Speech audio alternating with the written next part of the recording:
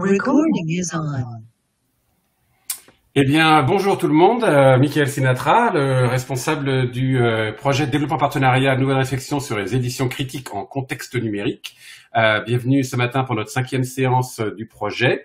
Diapo d'après, s'il te plaît, Antoine. Petit rappel, comme les vidéos sont sur le site, je mets toujours un peu ça en début. Nous avons reçu une subvention du CRSA pour 3 ans avec 21 chercheurs qui viennent de 4 pays et 5 centres de recherche et un éditeur. Nous avons eu cette année, dernière diapo, avant-dernière plutôt, dans la première année, 5 séances de travail.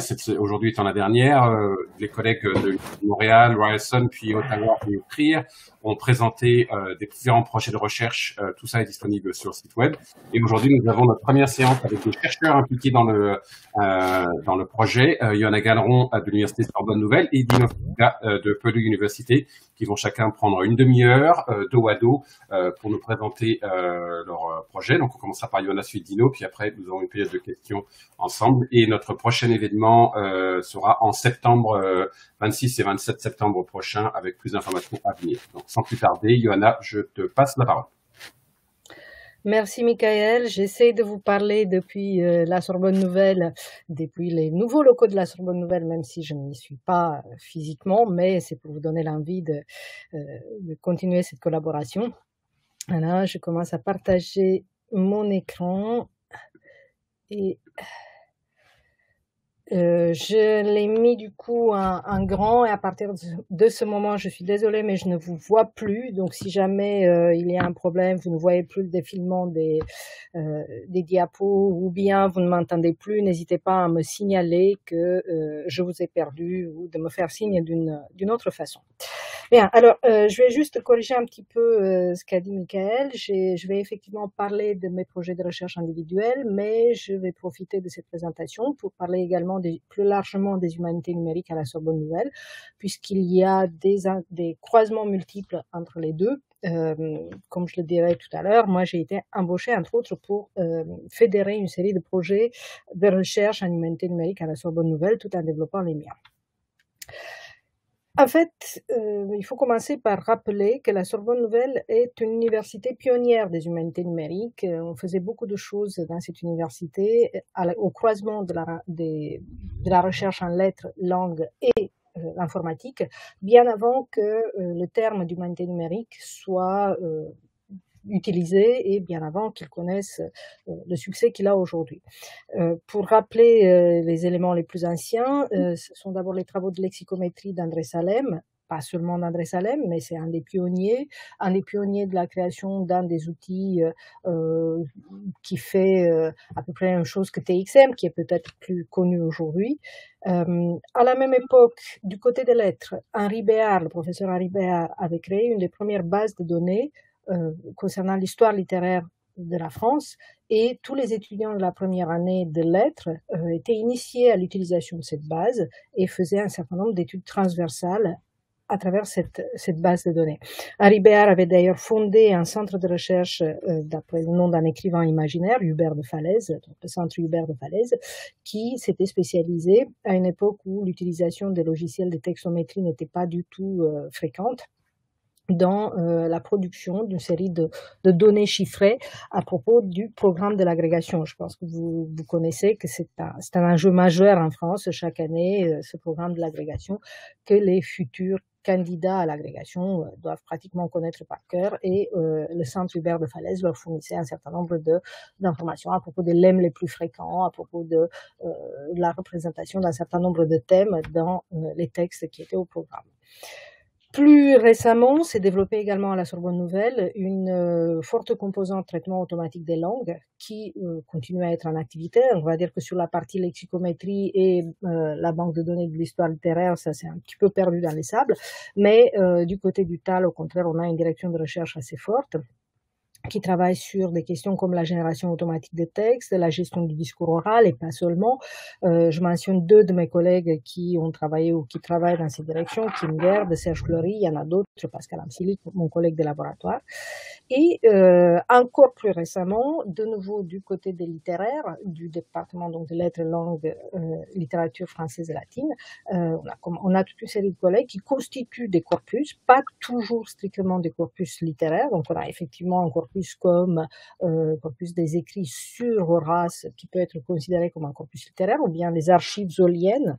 Là, on parle vraiment d'un corpus littéraire, mais il y a d'autres corpus comme celui des écrits scolaires qui a été initié par Claire Doquet et qui illustre cette direction, on va dire, plus récente de recherche à la Sorbonne Nouvelle. Tout cela, parce qu'on est à Paris, c'est bien entendu assez compliqué et ça donne lieu à des collaborations multiples. La Sorbonne Nouvelle est un petit peu dans une nébuleuse de l'humanité numérique et ce que j'essaie de montrer sur cette deuxième diapo, c'est que il y a des croisements divers, d'une part avec l'INALCO et l'Université de Nanterre, plutôt du côté linguistique et traitement automatique des langues, mais également entre le TAL et la construction du corpus. Il y a pas mal de collaborations avec l'École normale supérieure et l'Université Paris Sciences Lettres, et parce que de nouveau on est à Paris et que le paysage est compliqué, du côté du corpus et de la base de données d'histoire littéraire, il y a eu des collaborations, il continue à y avoir des collaborations avec Paris 4 et avec Paris 13. Donc dans ce paysage sans doute que j'ai sans doute beaucoup simplifié. Après, dans la partie de questions, vous pourrez essayer de me coller sur un certain nombre d'éléments. C'est toujours possible. Même après 5 années d'existence de la Sorbonne Nouvelle, je ne peux pas prétendre avoir tout compris de la façon dont c'est censé fonctionner et qui collabore avec qui. Donc, pour essayer de faire converger ces différents projets, d'aller vers quelque chose d'un petit peu plus unitaire, j'ai été recrutée en 2017 et ma mission était de faire le lien avec ces directions de recherche, lexicométrie, TAL, recherche sur l'histoire littéraire, recherche transversale sur l'histoire littéraire, je ne vais plus parler de base de données, et la constitution de corpus qui a lieu dans différents cadres et avec des moyens assez variés. Alors, mon parcours, puisque c'est pourquoi j'ai été recrutée, je pense que c'est intéressant de dire un mot là-dessus.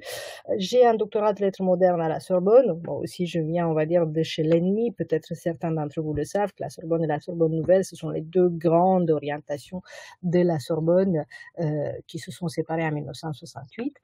Mon premier projet numérique a été consacré au théâtre de Louis de Boissy. Et d'ailleurs, c'est un projet numérique qui n'a jamais fini et auquel je travaille encore de temps en temps à mes heures perdues. Cependant, le corpus de théâtre de Louis de Boissy est publié entièrement dans cet entrepôt de données que nous avons la chance d'avoir en France, qui s'appelle Nakala, qui a été mis en place par Humanum et qui est totalement gratuit, extrêmement accessible, en open access, il répond à toutes sortes de critères. Vous pouvez d'ailleurs plus largement trouver tout ce que je produis en matière de texte numérique, je le dépose sur Nakala au moment où je considère que ça atteint un état suffisant de maturité. Et mes travaux sur le numérique se sont déroulés avant de rejoindre la Sorbonne Nouvelle, mais aussi depuis, dans le cadre d'un consortium. Donc, une de ces organisations qui gravitent autour de la grande infrastructure de recherche Humanum, le consortium qui s'appelle Cahier. Cahier vient de finir en 2021. Michael parlait tout à l'heure d'une réunion qu'il a eue à Paris. Donc, nous sommes en train de mettre en place un nouveau consortium avec deux autres de mes collègues, Fatia Hidman et Sabine Lulce, qui est informaticienne. Un nouveau consortium qui s'appellerait Ariane. Et dans Ariane, le IA du milieu, c'est pour faire un clin d'œil vers l'intelligence artificielle, qui est effectivement quelque chose que nous espérons mobiliser dans nos recherches au cours des années à venir.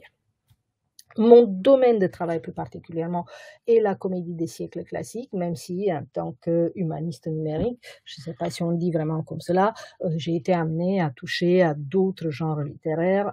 J'ai travaillé sur la poésie du 19e siècle, j'ai travaillé sur le roman du 19e siècle, je continue à travailler sur ce roman dans le cadre du projet COST que coordonne Christophe.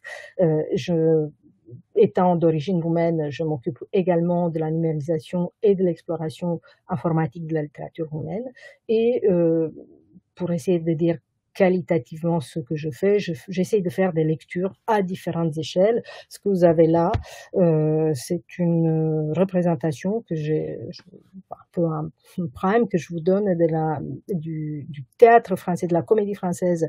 Bon, là, ce que vous avez sur l'écran, c'est seulement de 1659 à 1767. En fait, j'ai regardé sur 2 siècles, de 1600 à 1800, même si c'est une cote assez mal taillée, à partir de toutes sortes de bases de données, des bibliothèques, des catalogues existants, de ressources papier. Et on peut voir un des phénomènes peut-être qui est passé le plus inattendu jusqu'à nos jours, à savoir la véritable explosion des comédies en un acte après les années 1720, c'est-à-dire ce que vous voyez sur la droite de l'écran. Ce qui est inverse, ce sont les comédies en 5 actes. On voit bien qu'elles ne disparaissent jamais, mais elles vont proportionnellement représenter une partie de plus en plus réduite dans le cadre de l'ensemble de la littérature, de la comédie française des siècles classiques. Alors, pour revenir à la question des projets de recherche de la Sorbonne Nouvelle que j'ai essayé de fédérer, un des premiers chantiers est celui de rassembler et de donner de la visibilité à cette multitude de corpus qui sont en train d'être créés par différents collègues provenant de différents horizons disciplinaires. Et je vous ai mis là une capture d'écran de la page des corpus de la Sorbonne Nouvelle qui a été constituée. Il est vrai, pas par moi-même, j'ai collaboré, en fait, ça a été la principale maîtresse d'œuvre, cheville ouvrière de ce projet, Chiara Mainardi, qui est une ingénieure de recherche embauchée à la Sorbonne Nouvelle à peu près en même temps que moi, pour la même raison, à savoir donc de fédérer les recherches en humanité numérique de l'université. Son rôle, le rôle de Chiara, et évidemment je l'épaule dans cette activité, c'est de faire connaître les standards, notamment on essaye d'amener les collègues à sortir de la galaxie Omeka, qui est un outil formidable et que je n'ai absolument pas l'intention de critiquer, mais qui est quand même relativement limité en termes d'exploitabilité ultérieure des ressources. Donc, former à la TUI, à XML et à la TUI, former plus largement à tout ce qu'implique l'acquisition automatique et la notation des textes. Et donc, ces dernières années, au cours on va dire des 2 dernières années, malgré la pandémie, on a essayé aussi de mettre en place un certain nombre de formations à l'exploration des textes, et un chantier qui en France a beaucoup d'importance ces derniers temps, c'est aider à la fédérisation des données, peut-être plus qu'ailleurs. Le chercheur français a un petit peu la tendance à garder les corpus qu'il constitue sur son ordinateur personnel et à les partager avec les gens en qui il a confiance, il ou elle a confiance. Et évidemment, de plus en plus, les pouvoirs publics, les financeurs ne voient pas d'un très bon œil cette espèce d'appropriation des données. Mais il est vrai que parfois même les collègues les mieux intentionnés et qui veulent partager leurs données ne savent pas toujours comment faire. Et donc, notre rôle à moi et à Chiara, c'est aussi de servir de conseil de ce point de vue-là et d'aider à aller vers une plus grande ouverture des données constituées.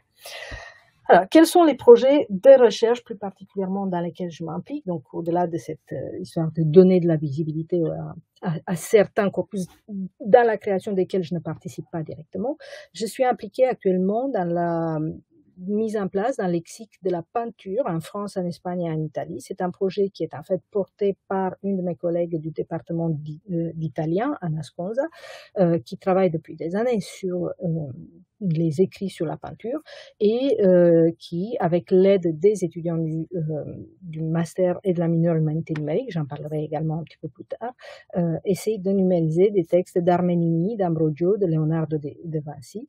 Mon rôle dans ce cadre, outre de trouver des stagiaires, parce que souvent les collègues se tournent vers moi pour cela, c'est de les aider, d'aider l'équipe du projet à concevoir une ontologie de la peinture, en ce qui concerne les produits, en ce qui concerne les gestes du peintre, en ce qui concerne les techniques. Donc, je vous ai mis sur le côté droit une première tentative très très rapide en fait de relever dans le texte des termes qu'il faudrait inclure dans cette ontologie. Donc, pour l'instant, on est vraiment dans le relevé manuel au fur et à mesure que les textes sont numérisés. Il y a encore pas mal de travail à faire pour parvenir à organiser les catégories de façon unitaire. Un autre projet dans lequel je suis impliquée est celui du pôle qui s'appelle Mémoire de la création contemporaine. L'Université Sorbonne Nouvelle a une bibliothèque, une théâtrothèque, on l'appelle, la bibliothèque Gaston Batti, mais elle ne possède pas seulement des documents, elle possède aussi des décors de pièces de théâtre, elle possède des différents cahiers, archives des metteurs en scène, et ces collections s'enrichissent régulièrement parce qu'on a un centre d'études théâtrales extrêmement développé qui est en collaboration avec tout un tas de troupes parisiennes, d'acteurs parisiens, et souvent, ces acteurs, ces troupes ne savent pas à qui laisser, quand ils partent à la retraite, ne savent pas à qui laisser leurs archives, et donc ils se tournent vers la bibliothèque Gaston Batti. La bibliothèque Gaston Batti, elle possède des bibliothécaires, donc ils savent cataloguer ces ressources-là, mais qui savent pas toujours aller plus loin vers leur exploration. Donc là aussi, il y a tout un travail en cours de faire l'inventaire de tout ceci, de classer, de numériser, notamment les textes, mais aussi des images. On se pose la question aussi à propos des objets. Bien sûr, on prend des photos, mais est-ce qu'on peut les décrire d'une façon selon un vocabulaire contrôlé? On a aussi des fichiers numériques pour lesquels c'est le point un petit peu plus délicat. Parfois, il faut faire de la remédiation parce qu'ils ne sont plus nécessairement lisibles sur les machines modernes, et ainsi de suite. Ce qu'on essaie, c'est un assez vaste projet qui va se dérouler sur un certain nombre d'années avec le financement de l'université. Ce qu'on essaie d'élaborer en premier lieu, c'est déjà un guide pratique à destination des troupes et des acteurs pour les aider à savoir qu'est-ce qu'il faut conserver et qu'est-ce qu'il faut laisser de côté de leur activité. Ils se posent souvent ces questions-là. Qu'est-ce qui mérite de rejoindre une archive de la création théâtrale et qu'est-ce qui peut finalement être laissé de côté? On a souvent la tentation de leur dire ne laissez rien de côté, mais c'est matériellement impossible dans beaucoup de cas. Un autre projet dans lequel je suis impliquée, qui est cette fois-ci un projet ANR, dans le cadre duquel je suis responsable d'un groupe de travail, c'est le projet de numérisation du dictionnaire universel dans la version de 1701, c'est-à-dire la version qui a été compilée par Henri Banage de Beauval sur la base du premier dictionnaire universel réalisé en 1690 par Antoine Furetière. Ce que je vous ai mis à l'écran, c'est à gauche capture d'une partie de la page du dictionnaire, c'est extrêmement dense, il y a beaucoup d'informations, et à droite, l'idéal vers lequel on souhaitait se diriger au début du projet, c'est-à-dire une annotation très très fine avec beaucoup d'informations relevées manuellement. Évidemment, travailler manuellement sur les 3000 pages du dictionnaire, c'est absolument impossible. Donc, on a mis en place une chaîne de traitement qui partait initialement du PDF sur Gallica et qui passait par Transcribus et ensuite par Grobid. En fait, j'ai mis Grobid, mais il faut entendre Grobid Dictionary, c'est-à-dire une série de scripts Java qui sont développés par INRIA et qui fonctionnent. Bon, on a eu toutes sortes de découvertes matérielles en cours de route, à savoir que la version qui était sur Gallica n'était pas suffisamment bonne et que ça posait des problèmes pour l'OCR qui crée ensuite des problèmes pour Grobid dans la reconnaissance des choses. Donc, je vous montre que la chaîne de traitement finalement a évolué et elle est devenue bien plus complexe que cela. Ça nous a demandé beaucoup de travail. Je vous montre également comment fonctionne Grobid. Grobid fonctionne avec une série de feuilles de style en cascade. Donc, on part du PDF. Il segmente d'abord le corps du dictionnaire, les notes de bas de page et puis des parties d'Xcrap. Il segmente ensuite le corps, le body, pour donner des entrées lexicales. Et donc, ça, le modèle qui s'appelle Lexical Entry est celui qui va être le plus raffiné puisqu'il va identifier les sens, les étymologies, les formes, etc. Alors, je ne vous ai pas apporté un exemple de résultat final, mais je vous invite à vous reporter à Nakala, puisqu'on a déjà déposé les résultats de Grobid sur Nakala, qui depuis, bien sûr, ont continué à être raffinés avec une série de feuilles de style XSLT, et nous sommes en train de construire on est vers la fin du projet, pas tout à fait à la fin, on est en train de construire un site internet qui va permettre de faire des recherches directement dans ce dictionnaire très finement annoté et qui est une véritable mine pour la connaissance de la culture du XVIIe et du XVIIIe siècle. Un autre projet, je me dépêche un peu parce que je vois que le temps passe, est celui qui s'intitule Démographie littéraire, qui est coporté par ma collègue de littérature comparée Françoise Lavocat et par une démographe d'une université américaine, Meredith Reich. Leur intention, elles se sont tournées vers moi en me disant est-ce qu'on peut avoir un outil magique qui nous aide à identifier les personnages dans une sélection d'abord de romans, et puis c'est devenu de genre divers. Donc, par exemple, il y a des membres dans le projet qui travaillent sur les personnages des séries télévisées. Moi-même, je travaille sur les personnages de théâtre. Et puis, il y a d'autres genres plus minoritaires, on va dire. L'objectif étant de confronter les populations romanesques, théâtrales ou des séries télévisées entre elles pour voir quelles sont les permanences. Quand on a une population fictionnelle, est-ce qu'on peut trouver un certain nombre de choses qui se répètent? Bon, c'est peut-être pas un scoop, mais ce qu'on a observé jusqu'à présent, c'est que malgré la différence de temps et d'espace, on a une tendance assez ferme d'avoir 2 tiers d'hommes et 1 tiers de femmes en termes de personnages.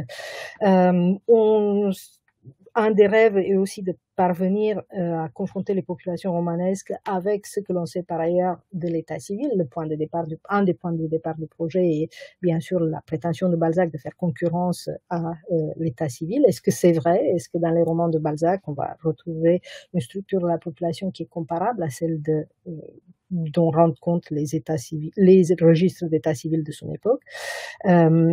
Mon rôle a été d'aider ses collègues de passer d'un relevé des personnages qui se faisaient sur Excel, et notamment en mobilisant les étudiants de différents masters, à un traitement semi-automatisé qui utilise une reconnaissance d'entités nommées, avec le problème derrière. Je vous assure que on peut me dire, enfin mes collègues du traitement automatique des langues me disent toujours c'est bon, la reconnaissance des entités nommées ça marche de mieux en mieux, bientôt tout va aller bien.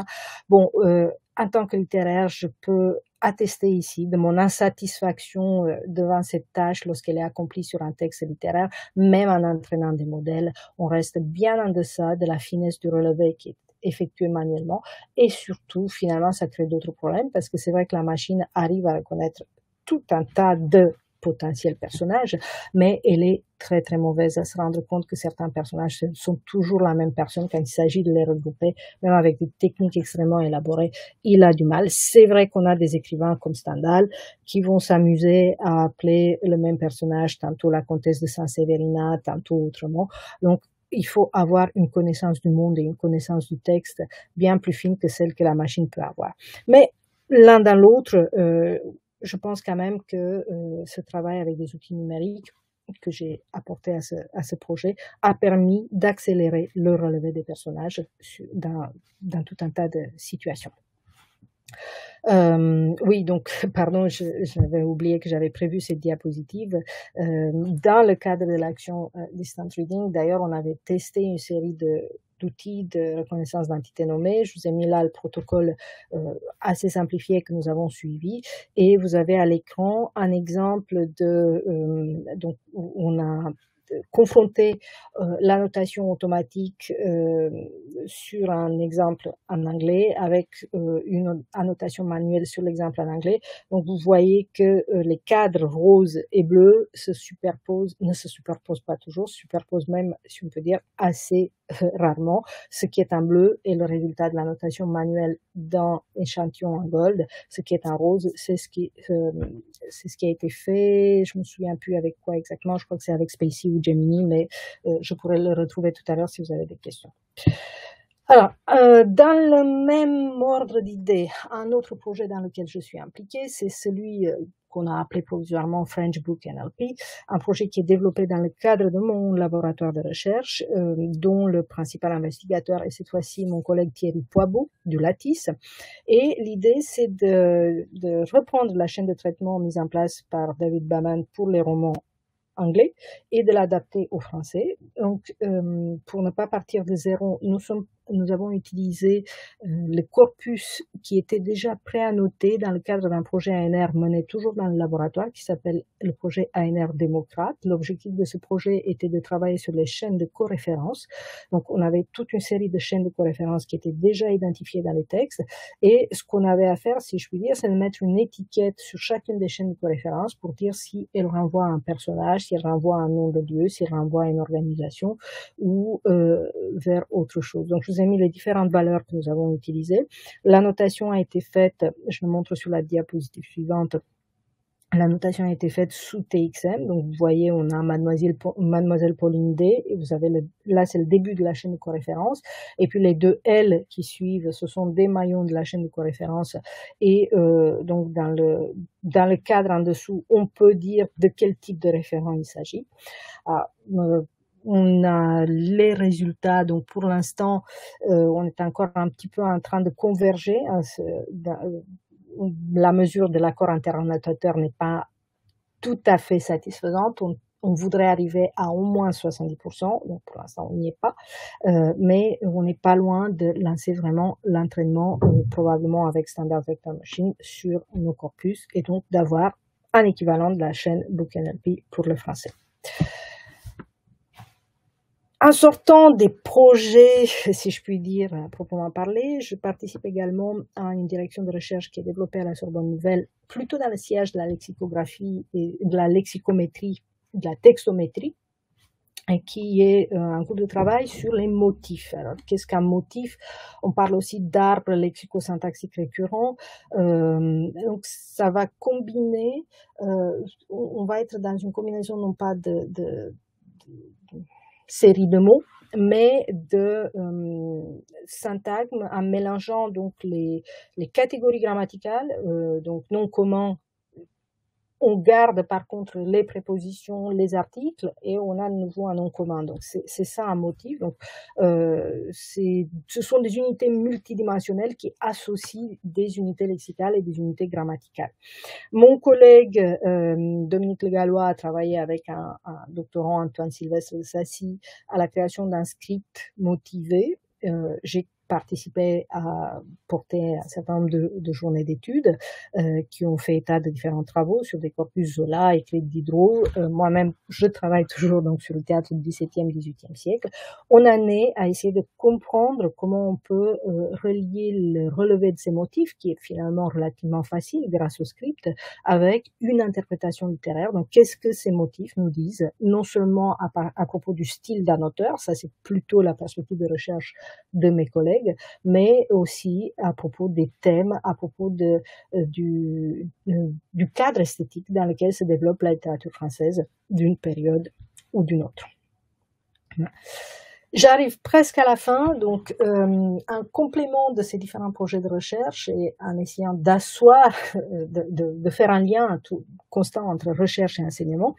Mon travail à la Sorbonne Nouvelle a consisté aussi à mettre en place un parcours complet en humanité numérique qui fonctionne avec ce qui s'appelle une mineure. Donc les étudiants qui sont inscrits en sciences du langage ou en lettres modernes peuvent prendre 4 à 6 cours de plus par année qui vont les introduire aux humanités numériques, qui vont leur permettre de découvrir un certain nombre de langages, un certain nombre de routines, un certain nombre de logiciels qui peuvent les aider à faire de la recherche en humanité numérique ou peut-être à aller chercher du travail dans la sphère de l'économie numérique qui est un constant développement.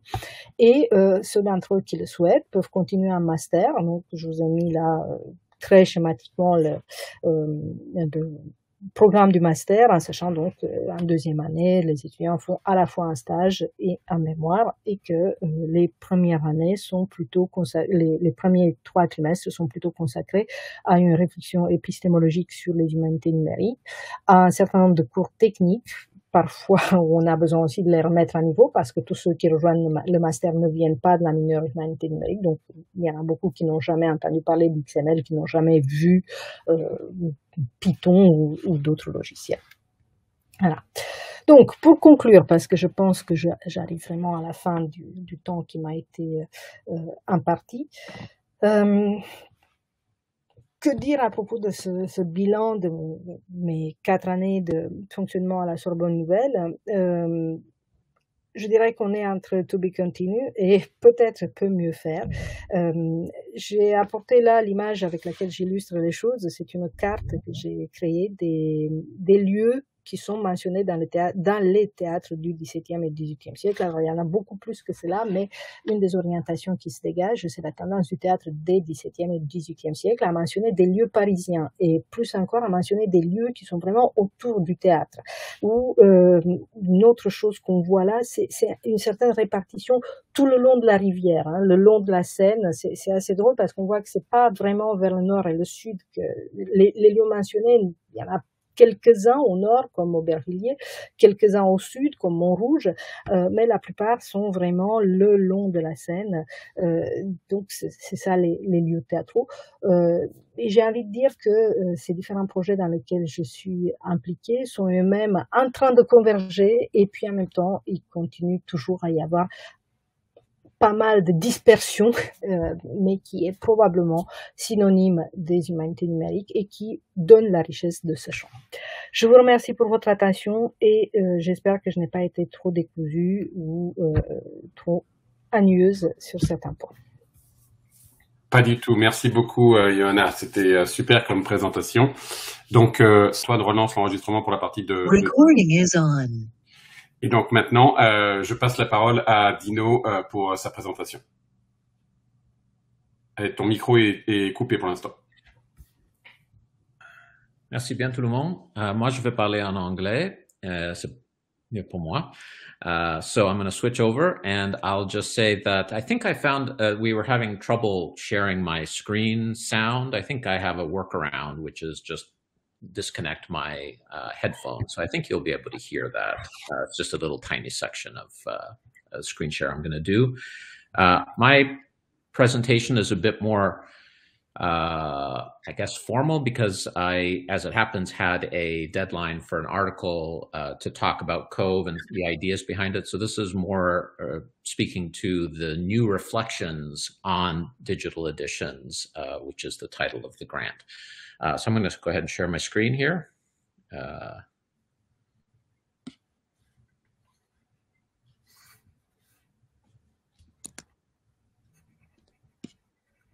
everybody see that? Everybody? Yeah? Okay. All right. So two principles currently govern the work of the digital humanities. Open access, the notion that content should be freely accessible to all without paywalls or other restrictions, and open source, software whose underlying source code is made freely available for reuse and modification. Cove, my project, which stands for Collaborative Organization for Virtual Education at covecollective.org, subscribes to both principles. We support an open access publication platform, Cove Editions, where we publish material like scholarly editions after they are put through peer review, revision, and copy editing. We also support the open source movement. We use and modify open source tools like Timeline.js, OpenLayers, Drupal, and Annotation Studio. And we share our code through a GitHub repository. We're also now working to expand into other languages, starting, I hope, with German, Spanish, French, and Italian. And in fact, I'll be in Italy in less than 4 weeks now, and we'll be there for the next 8 months, partly to work on that project. And I'm hoping to also bring in French language content as well. Here's an example.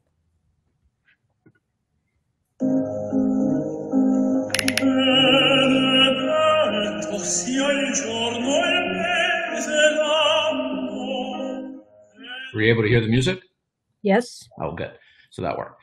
My talk today asks if the principles of open source and open access are sufficient to safeguard our intellectual labor and to guard against the predatory logic of a world dominated by capitalist systems of production and dissemination. Both open source and open access face a similar problem as it happens: neglect and obsolescence, as well as the most pernicious Achilles heel, of the vast majority of digital humanities initiatives, long-term sustainability. Cove seeks to offer an alternative to both long-term sustainability and to the collective sharing of content. So here's the problem as I lay out in this article. There are so many examples of the problem of sustainability that I hardly have to list them. One need only mention the University of Maryland's decision in 2018 to stop funding Romantic Circles. I'm a 19th century scholar, so that was really quite shocking to me.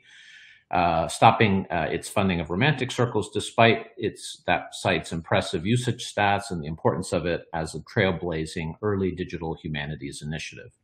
The site was forced to move to the University of Colorado as a result. Even sites with massive amounts of investment are not safe. The earlier project that I was involved with from the beginning, and so was Michael, it was Nines at nines.org, and it's an excellent example of what I mean. One would be hard-pressed to think of a humanities project with a more investment tied to one institution, the University of Virginia. $2,800,000 of support from Mellon to Jerome McGann there, 2 years of Summer Institute funding to Andrew Stauffer at the university from the National Endowment for the Humanities, $300,000 per year for 5 years directly from the University of Virginia, even a dedicated tenure line for Nines that was held by Andy Stauffer. And yet none of that ensured that the project could rely on funding from the university after a change of leadership there. The project has gone from over $4 million of support to almost nothing. So similarly, a great deal of money has been spent on attempts to make open source tools more sustainable and easily available across networks. In Europe, the Methods Network was an AHRC-funded multidisciplinary partnership providing a national forum for the exchange and dissemination of expertise in the use of information and communication technologies. Around the same time, the Arts and Humanities Data Service aimed to collect, preserve, and promote the electronic resources which result from research and teaching in the arts and humanities. As these efforts were ending in Europe, Project Bamboo began in the United States, funded generously by the Mellon Foundation from 2008 to 12. Project Bamboo was, as the site states, multi-institutional, interdisciplinary, inter-organizational effort to collectively tackle the question, how can we enhance arts and humanities research through the development of shared technology services? Now, despite these massive investments amounting to millions of euros, almost $3 million for Project Bamboo alone, almost nothing remains today of these initiatives. Project Bamboo was largely reduced to a listing of open source tools dubbed the DIRT directory, a collection that was perhaps most striking for the number of tools in the list that were broken, obsolete, or no longer maintained. Now, the DIRT site itself is no longer maintained and can no longer be accessed as a live site. A similar problem exists for open access, of course. Huge amounts of material have been digitized and made readily available to the public through projects like the HathiTrust and Project Gutenberg. But even if such resources have support that can ensure the persistence of the links, something that's usually not guaranteed, the individual texts sit statically on these sites, requiring you to hunt for them and collect them yourself. It's surprisingly difficult to use these and analogous resources to assemble sets of reliable texts to support integrated access and analysis, a point that applies to scholars working individually with other scholars or with students. Print anthologies, by contrast, are expensive and provide minimal scope for customization, collaborative analysis, or persistent annotation that can be consulted in different academic contexts. One can forgive users for giving up and turning to for-profit databases like 18th Century Collections Online, Early English Books Online, or ProQuest databases instead, but there are serious sustainability issues with these resources as well, this time on the side of libraries, given their cost. The same goes for online teaching tools. Although many universities have hyped the importance of active learning or a flipped classroom, that is an approach in which students conduct hands-on experiential and often collaborative projects, scholars lack easy access to open source platforms that will help them manage users and workflow. Scholars have generally been forced to choose proprietary for-profit platforms like Perusall, or to become full-blown coders so they can incorporate the most robust open source tools on their own. As a result, an ever greater divide has emerged between digital humanities practitioners and those rooted in more traditional analytical methodologies. Universities, in the meantime, have been paying more every year for commercial databases and teaching tools, while prices for these items have increased beyond the rate of inflation. The situation was already at a breaking point well before the coronavirus pandemic completely upended library and university budgets. Robert Darnton put the problem well when in 2012, Harvard Libraries stopped many of its subscriptions to databases from commercial providers. He was head of Harvard Libraries when he wrote, "I hope that other universities will take similar action. We all face the same paradox. We faculty do the research, write the papers, referee papers by other researchers, serve on editorial boards, all of it for free. And then we buy back the results of our labor at outrageous prices. The system is absurd, and it is inflicting terrible damage on libraries. In the long run, the answer will be open access publishing, but we need concerted effort to reach that goal." End quote. And yet, as I've been laying out, open access and open source have their own problems, which has allowed for-profit databases and teaching tools to maintain their stranglehold on university budgets. Obviously, we need a better, more sustainable solution. So this is where I'll turn to Cove. As will be of no surprise to anyone, I'd like to propose that Cove offers a possible way forward among other efforts to try to deal with some of these issues. As I explained at the end of my talk today, and as I argue elsewhere, I'm not proposing that Cove is a heroic solution that swoops in to fix all problems. What it is a mechanism for the collective sharing of not only tools and content, but also time and money. Before I explain, I want to underscore the challenge here. It's supremely difficult to maintain a platform like Cove, given the costs of development, platform upgrades, and good programmers. The biggest challenge is simply ensuring that there's enough money coming in each month to cover the costs of the infrastructure.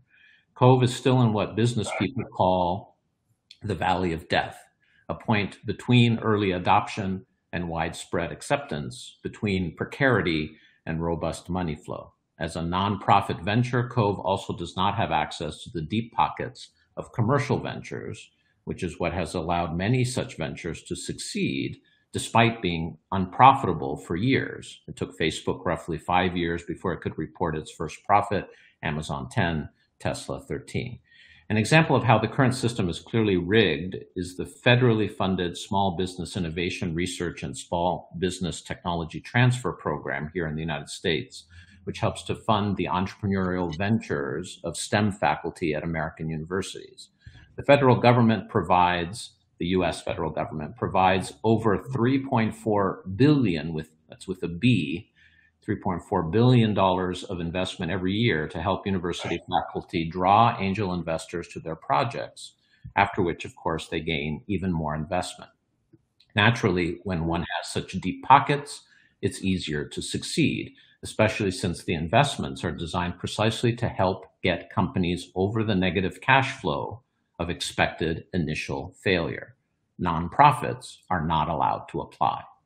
Now, if a nonprofit with a vision for the collective sharing of goods somehow manages to succeed and challenge a for-profit company, as for example happened when Zotero threatened to steal EndNote's market share, the for-profit company can use the court system to slap massively expensive, if baseless, lawsuits onto the nonprofit, a mechanism designed to shut them down or buy them out. The nonprofit usually does not have the money to fend off the attack. Zotero succeeded despite such a lawsuit, only because it had the backing of George Mason University, where the individuals who created the software worked. Wary of such challenges, Cove aims to learn from the history of nines. Rather than rely on a single institution for support, Cove has sought to bring together a variety of institutional funders while exploring a series of nonprofit cost recovery mechanisms, including the Cove Consortium, a number of universities, Purdue, the University of Chicago, Rutgers, University of Nebraska-Lincoln, the University of Florida, the University of Delaware, Texas Christian, Vanderbilt, Ryerson, Carleton, the University of Alberta, University of Exeter, University of Birmingham, Birkbeck, and Queen Mary, have agreed to provide financial support to pay their own graduate students in Cove training and work, text encoding, copy editing, GIS, social media, database management, and so on. Students are fairly paid and acquire skills that they can use in their own diverse career tracks. sometimes called Alt-AC. We professionalize our research assistants, illustrating how to turn the skills students acquire at Cove into marketable resumes. Scholarly organizations. So far, Cove is supported by 4 scholarly organizations: the North American Victorian Studies Association, the British Association for Victorian Studies, the Australasian Victorian Studies Association, and the North American Society for the Study of Romanticism. Each organization not only provides yearly financial support, but also helps to advertise Cove tools and content to their members. This arrangement also provides oversight and ensures that Cove has a clear succession plan, which is laid out in our Constitution. Liaison officers from each organization sit on the Cove Advisory Board and provide oversight as full voting members of the board. A bunch of foundations, a number of them that support nonprofit work, have provided yearly or biannual contributions to Cove development, including the Curb Center at Vanderbilt, the Sidney Stern Memorial Trust, the Drouet Fund at the University of Leuven, and the Painted Bunting Fund of the Tides Foundation in San Francisco. Individual subscription. Although Cove provides material for free at our open access publication space, Cove Editions, we've sought to support the initiative through micropayments from students, $10 per year, in exchange for use of our teaching and publication tools, annotation, timeline building, map building, gallery building. Payments occur through NAVSA, processed using Stripe, after which students receive a login password through OAuth authentication. The income is nonprofit and directly reinvested in Cove. Institutional subscription. Our most promising bid for long-term sustainability is through institutional subscription to Cove Studio. Cove falls between a learning management tool and a static database like EBO or Echo. As we've proven with our current 11 institutional subscribers, Purdue, which you see there, Princeton, the University of Alabama, the University of Chicago, Ryerson, Columbia College Chicago, and since I did this slide deck, we've added Carolina Coastal University, the Penn State System, Old Dominion University, University of Nebraska-Lincoln, and our first European subscriber, the Universidad de Macerata.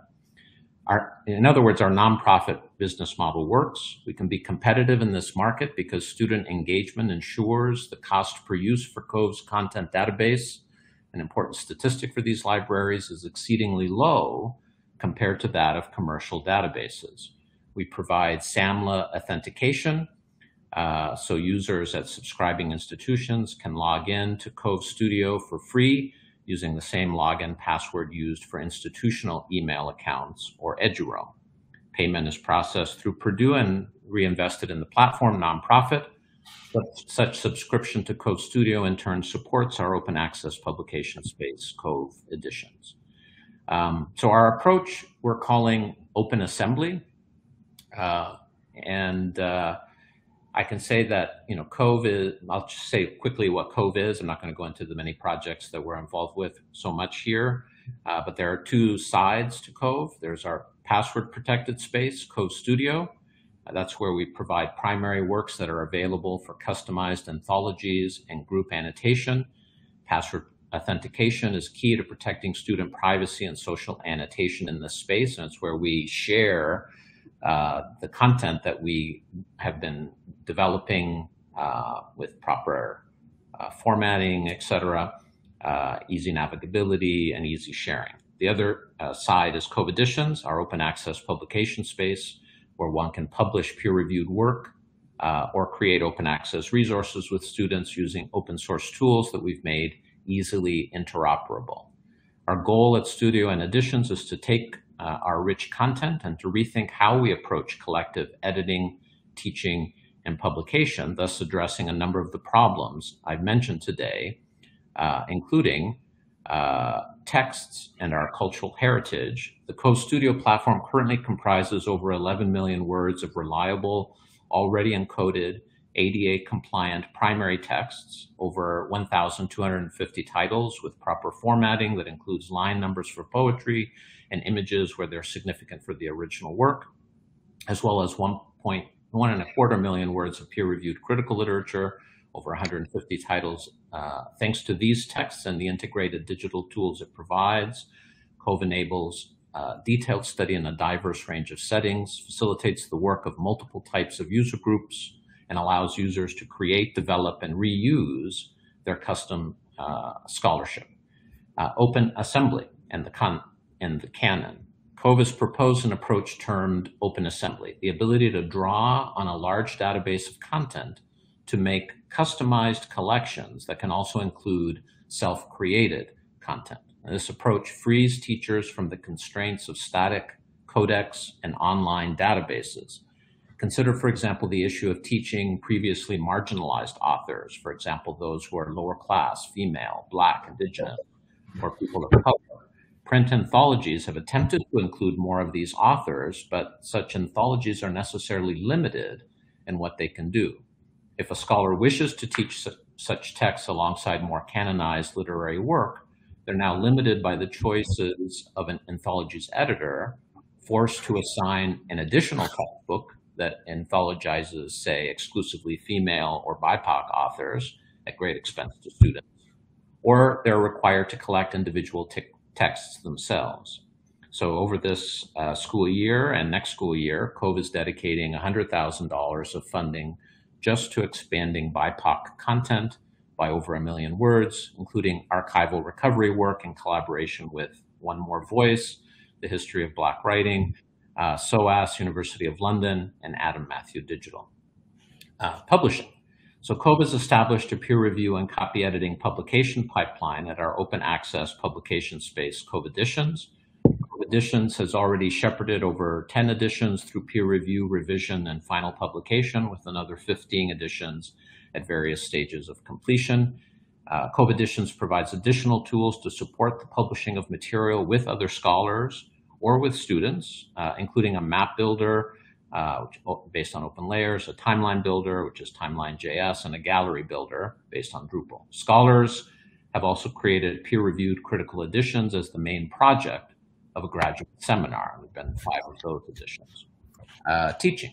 Cove is currently being used for teaching by thousands of scholars and students from around the world. Over the period May to October 2020, unfortunately, thanks to the pandemic, Cove saw a huge increase in number of instructors making use of our tools and content in the classroom. Instructor and student numbers will continue to increase dramatically as new institutional subscriber sites go online over the next years. Cove's tools are designed so that scholars and students can start using them without having to learn any code, and so that they can easily add images, audio, and film to their annotations. Response from both students and teachers has been very positive. Our approach ensures hands-on student engagement and learning, with the ultimate outcome being active research and discovery rather than rote memorization. The Cove approach, which supports asynchronous student research and annotation, is particularly useful for developing inclusive pedagogy that invites participation from minority, first generation, and BIPOC or BAME students who have had reason to see the traditional classroom as antagonistic to their voices. And finally, sustainability. Cove has established a viable sustainability mechanism through subscription, while keeping content open access and tools affordable for both individual users and institutions. The goal has been to ensure that there will always be funding to support the initiative.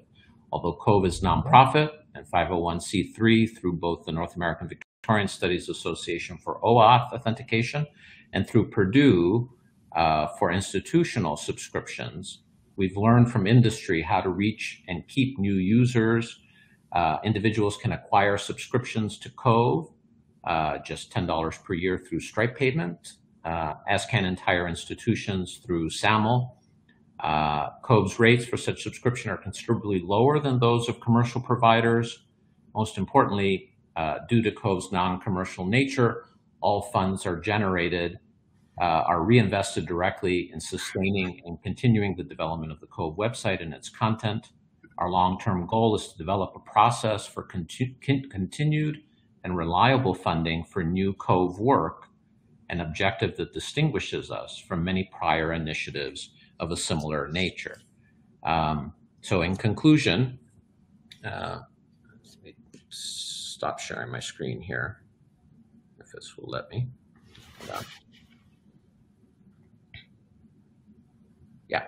And so given the crisis faced by the humanities in the present day, and given the challenges in establishing alternatives, it's easy to become dispirited or simply to let the commercial giants win. True change will only happen, however, if we work together to make it so. There are no heroes with easy solutions, and I'm not proposing that Cove is that hero. What it is an effort that aims to tackle directly some of the thorniest problems facing us, with the understanding that it can succeed only so long as it remains a collective effort. We do not need heroes prepared to solve the problems of the present. We need rather to prepare ourselves, all of us, to work together collaboratively to solve the crisis of the humanities in creative ways. We can only succeed if we work together across organizations, disciplines, initiatives, institutions, and countries. Thank you. Thank you very much, Lino. Donc, on va arrêter la partie enregistrée